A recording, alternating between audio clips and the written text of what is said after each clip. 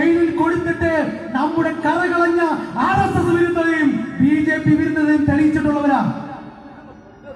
അതുകൊണ്ട് നമ്മുടെ അടുത്ത് പറയുന്നത് ഇപ്പോ നിങ്ങൾ RSSന് വേണ്ടി ഒരു കാര്യം മനസ്സിലാക്കേണ്ടത്, SPP എന്ന പാർട്ടി ഉണ്ടാക്കിയിട്ടുള്ളത് LDFന് UDFന് ഇടക്കിടക്ക് മാറിക്കൊടുക്കാൻ വേണ്ടിയൊന്നുമല്ല. UDF വരുമ്പോ ആദ്യം കുറച്ച് മാറിക്കാം, LDF വരുമ്പോ ആദ്യം കുറച്ച് മാറിയിട്ട് മതേതരോട്ട് പിന്നെ ഇവർക്കാർക്കും മതേതരോട്ട് പിന്നിക്കുന്നതിൽ ഒരു പ്രശ്നമില്ല. മഞ്ചേശ്വരത്ത് LDFും UDFും സെപ്പറേറ്റ് മത്സരിച്ചു കഴിഞ്ഞാൽ BJP ജയസാധ്യതയുണ്ട്. എന്നാൽ LDF UDF ഒന്നിച്ച് മത്സരിക്കൂല. അതെന്താ?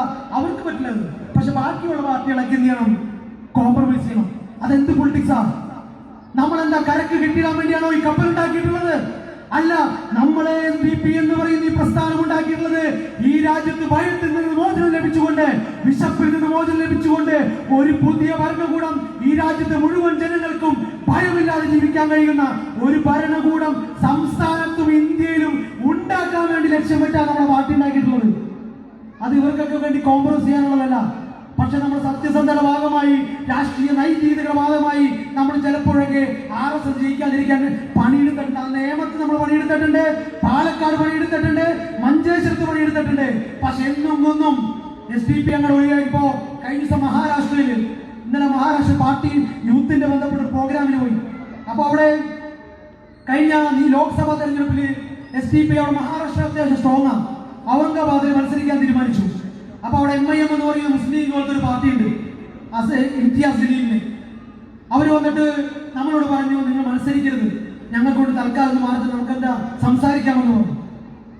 അപ്പൊ അവിടുത്തെ ഉലമാക്കൾ കുറച്ച് ആളുകൾക്ക് മുസ്ലിം പൗരപ്രമാണല്ലോ എന്ന് പറഞ്ഞ് നിങ്ങൾ അനുസരിച്ച് വോട്ട് പിന്നിച്ച BJPക്കും MIM ജയിക്കട്ടെ, നിങ്ങൾ മാറിയിരിക്കും. നമ്മുടെ വിശാല ഹൃദയം നമ്മൾ മാറി. അത് കഴിഞ്ഞ് അടുത്ത നിയമസഭാ തെരഞ്ഞെടുപ്പ് വന്നു. അപ്പോഴും സമാനമായി നമ്മൾ മത്സരിക്കാൻ പോയി. മുംബൈയിലും താനെയിലും എല്ലാം നമുക്ക് നല്ല സ്ട്രോങ് ആണ്. നമ്മൾ മത്സരിക്കാൻ പോയപ്പോൾ MIM വന്നു. സമാനമായി മുസ്ലിം പ്രമാണ സംഘടനകളും വന്നു. നിങ്ങൾ മത്സരിക്കരുത്, എന്താണ് MIM വോട്ട് പിന്നിക്കരുത്, അവർ ജയിക്കട്ടെ എന്ന് പറഞ്ഞു. നമ്മൾ എന്ത് ചെയ്ത് മാറിക്കൊടുത്തു. നമ്മളോട് പറഞ്ഞു, തദ്ദേശ തെരഞ്ഞെടുപ്പിൽ നമുക്ക് ഒന്നിച്ച് മത്സരിക്കാം, നമുക്ക് നല്ല വിജയം, നിങ്ങൾക്കും വിജയം ഉണ്ടാവുന്ന രീതിയിൽ മത്സരിക്കാമെന്ന് പറഞ്ഞു. അവസാന തദ്ദേശ തെരഞ്ഞെടുപ്പ് വന്നപ്പോ മുഖം തിരിച്ചു കളഞ്ഞു ഈ പാർട്ടി. ചുരുക്കി പറഞ്ഞാൽ ഈ കേരളത്തിലുള്ള മിക്ക രാഷ്ട്രീയ പാർട്ടികളുടെ നിലപാടിത് തന്നെ. എന്താണ്?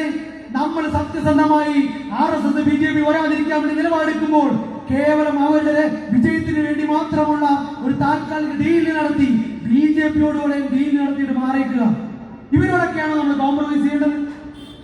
നമ്മുടെ പാർട്ടി 17 വർഷം മുമ്പ് നമ്മുടെ മുൻഗാമികളെ ഇന്ന് ജയിലിൽ കിടക്കുന്ന ഈ അബൂബക്കർ സാഹിബിന്റെയും AK ഫൈസലിന്റെ നേതൃത്വത്തില് ഈ രാജ്യത്ത് നമ്മുടെ പാർട്ടി ഉണ്ടാക്കിയിട്ടുള്ളത് UDFനും LDFനും വേണ്ടി മാറിക്കൊടുക്കാനാ?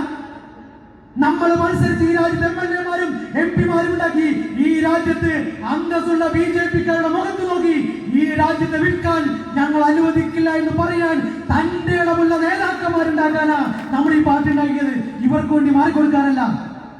അതുകൊണ്ട് പ്രിയപ്പെട്ടവരെ, നമ്മൾ മത്സരിക്കുമ്പോൾ ഇത്തരത്തിൽ പ്രചരണങ്ങളുമായി പലരും വരും. നമ്മൾ ഭയപ്പെടേണ്ടതില്ല. നമ്മൾ കേവലം ഈ തെരഞ്ഞെടുപ്പിന് വേണ്ടി മാത്രമല്ല, മറിച്ച് ഈ രാജ്യത്ത് നമുക്കൊരു ലക്ഷ്യമുണ്ട്. എന്താണത്? ഈ രാജ്യത്ത് മുഴുവൻ ജനങ്ങൾക്കും സമാധാനത്തോടെ ജീവിക്കാൻ കഴിയുന്ന രാജ്യമായിട്ട് മാറണം. ഇന്ത്യയിലെ മുസ്ലിങ്ങൾ മുഴുവൻ അവർ വഴിയിലിട്ട് ജയ് ശ്രീരാം വിളിപ്പിക്കാതെ, വഴിയിലിട്ട് തല്ലിക്കൊല്ലപ്പെടാത്ത ഒരു ദിനം ഈ രാജ്യത്തുണ്ടാവണം.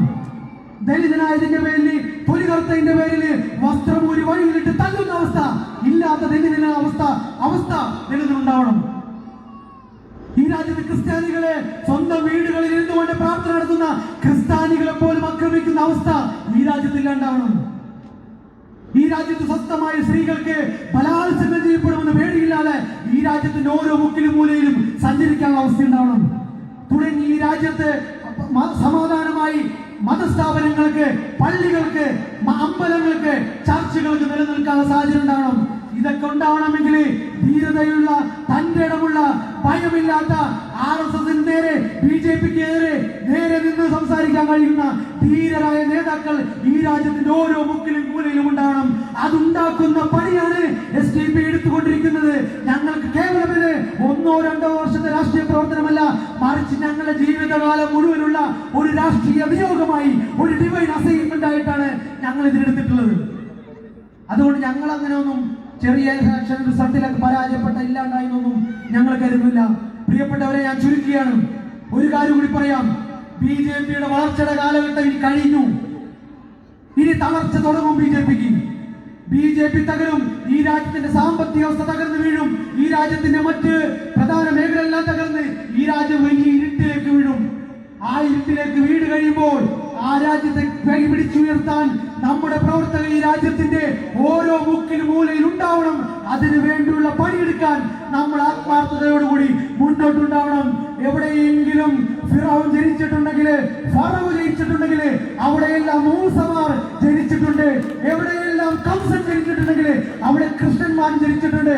അതുകൊണ്ട് പ്രിയപ്പെട്ടവരെ, അഭിനവ ഫിറോമാരും മോദിമാരും അമിത്ഷാമാരും ട്രംപുമാരെല്ലാം ജനിച്ചിട്ടുണ്ടെങ്കിൽ അതിനെയെല്ലാം ചേർക്കാം. ഈ രാജ്യത്തെ social democratic party of India എന്ന പ്രസ്ഥാനവും ജനിച്ചിട്ടുണ്ട് എന്ന് പറഞ്ഞുകൊണ്ട് ഈ പരിപാടിക്ക് അഭിവാദ്യങ്ങൾ അർപ്പിച്ചുകൊണ്ട് ഞാൻ ചുരുക്കുന്നു. ജയ് ഹിന്ദ്, ജയ് SDPI.